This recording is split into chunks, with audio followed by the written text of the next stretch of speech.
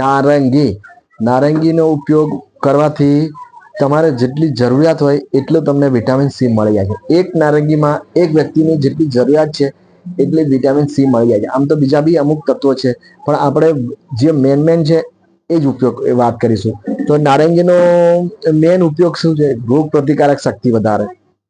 રોગ પ્રતિકારક શક્તિ વધારવી એટલે કે જે લોકો વારે ઘડીએ 10-15 દિવસથી બીમાર પડતા હોય, બાળકો બીમાર પડતા હોય, શરદી ખાંસી થતી હોય, તાવ આવતો હોય, ઘણા બાળકો આપણા આજુબાજુ એવા જોવા મળી જાય કે અમુક ટાઈમ થાય ને 15 દિવસ થાય શરદી ખાંસી તાવ, બીમારી લાગ્યા પછી જલ્દી ઊભા ના થાય, જલ્દી સારા ના થાય, અઠવાડિયું 10 દિવસ સુધી બીમાર રહે.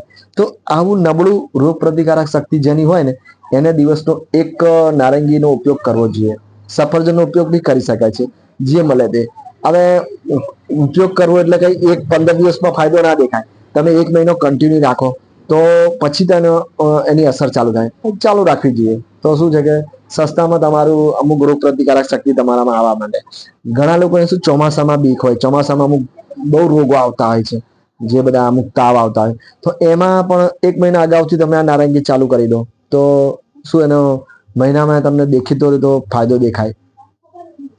બીજો એક ઉપયોગ છે કે આપણે જ્યારે વિટામિન સી ની જ્યારે તકલીફ પડતી હોય છે ને, વિટામિન સી ની, તો પણ આનો ઉપયોગ થાય છે. વિટામિન સી એટલે કે ડેફિશિયન્સી એટલે ઉણપ. વિટામિન સી ની ઉણપ એટલે શું છે કે ઘણા લોકોને શું દાંતના પીઢામાં સોજા આવે, લોહી આવતું હોય, તો પણ આનો ઉપયોગ કરવો જોઈએ.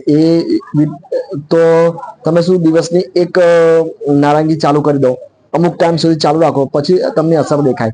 પછી જે લોકો યંગ દેખાવા માંગે છે, અમુક ઉંમર સુધી જે અમને કોઈ ચહેરાનો વધારે પડતો ઉપયોગ કરવો હોય તો પણ આનો ઉપયોગ થઈ શકે છે.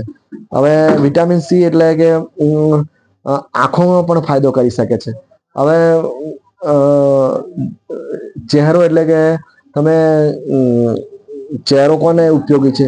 જે લોકોએ કોઈ એક્ટિંગ કર્યું હોય, જે લોકોએ અથવા તમારે એક્ટિંગ બેક્ટિંગ ના કરવી હોય, ફક્ત તમારા ચહેરાને ગ્લો લાવવો હોય, અમુક ચમકદાર બનાવવો હોય, કાં તો પછી તમારે શું કે તમારે યંગ દેખાવું હોય, તો તમે આ નારંગીનો ઉપયોગ અમુક ટાઈમ સુધી ચાલુ રાખો.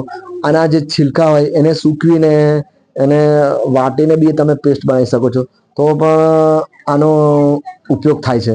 હવે બીજો એક ઉપયોગ છે આ હાર્ટ માટે.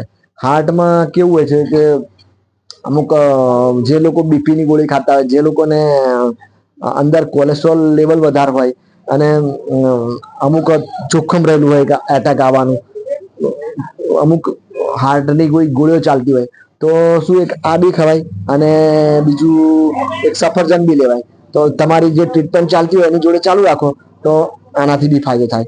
પછી એક મેન ઉપયોગ છે કે શું કે જયારે આપણે તાવ આવ્યો હોય, તાવમાં શું છે કે અમુક ડિહાઈડ્રેશન એટલે પાણીની ઉણપ ના થવી જોઈએ.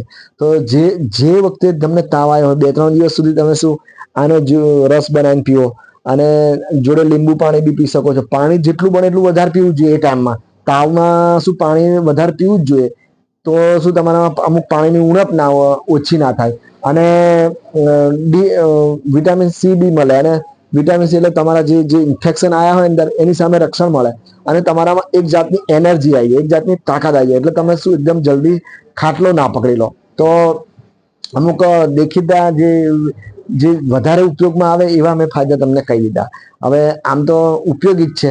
તો મારા કહેવાનો અર્થ છે કે જેની રોગ પ્રતિકારક શક્તિ નબળી છે એ લોકોએ તો આનો ઉપયોગ કરવો જોઈએ.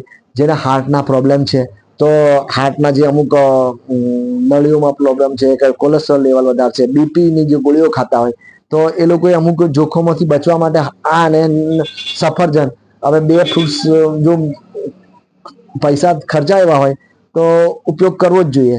અને જ્યારે આપણને તાવ આવ્યો હોય, તાવની કન્ડિશન હોય, આપણે જ્યારે તાવમાં બીમાર હોય અને આપણે એક તાવથી સપડાયેલા હોય ત્યારે પણ દિવસમાં 1-2 વખત નારંગી પીવી જોઈએ, પાણીનો વધારે મારો કરવો જોઈએ અને થોડું ભોજન આપણું જે ઓછું રાખવું જોઈએ. કેમ કે એ તાવમાં શું છે કે તમે જેટલું ભોજન ઓછું લેશો અને આવા જે ફ્રૂટ્સ હોય જે જલ્દી પચી જાય, જે સુપા છે, આ છે, સફરજન છે, એનો ઉપયોગ કરો તો તમે શું જલ્દી સારા થઈ જાઓ. આમ તમારે એડમિટ થવું ના પડે. કહેવાનો અર્થ છે કે આવું જે બધા પાણી તો એક દિવસ ટાળમાં છોડશો જ નહીં. પછી બીજું જે ઇમ્યુનિટી પાવર, એટલે જે લોકો વારે ઘડીએ બીમાર પડતા હોય, 10-15 દિવસ બીમાર પડતા હોય તો પણ ચાલી શકે છે. ઘણી વખત ચોમાસામાં જોખમ રહેલું હોય કે બહુ તાવ આવતા હોય, બહુ એડમિટ થવું પડતું હોય, બહુ ખર્ચો થતો હોય, તો ચોમાસાના 4 મહિના 1-2 મહિના અગાઉથી ચાલુ કરી દો, 2 મહિના અગાઉથી, અને 2 મહિના ચોમાસાના, 2-3 મહિના, તો 5-6 મહિના તમે